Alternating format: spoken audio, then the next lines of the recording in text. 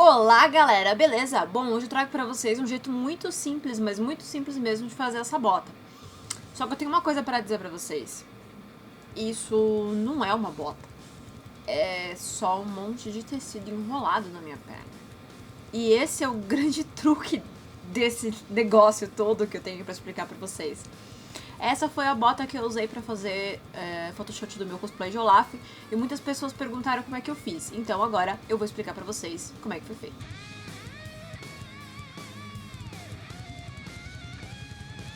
Bom, como vocês puderam ver, ela não é uma bota de verdade. Ela é só tecidos enrolados na perna.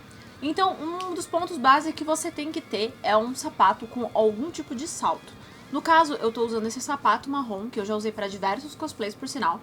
E eu comprei ele no brechó, ele me custou tipo R$4.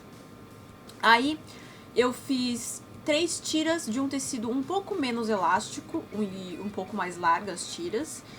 E uma tira de um tecido bem mais elástico e de uma cor um pouco diferente e mais fina.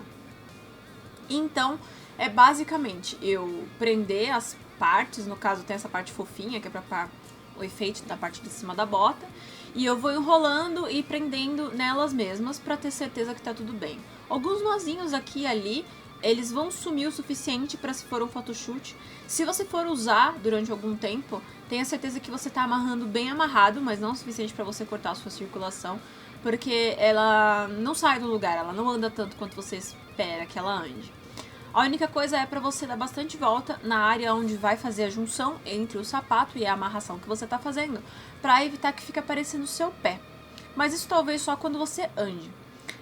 Como vocês podem ver, apesar da bagunça dos meus gatos, que não me deixam trabalhar em paz, é um processo simples de ser feito e ele vem em contrapartida aos valores muito caros de botas.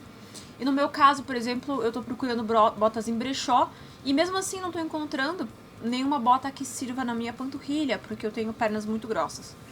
Então, esse foi o jeito fácil e rápido e muito barato que eu encontrei para improvisar uma bota, na época que eu fiz meu cosplay de Olaf, e pode ajudar você. Você pode trançar de formas mais complexas ou mudar o jeito de amarração e fabricar uma bota que na verdade não é uma bota, onde você pode reutilizar o sapato que você tenha. Então eu espero muito que vocês tenham gostado dessa dica, eu acho que ela vai servir para vários cosplays por aí. E é isso, beijo e até a próxima!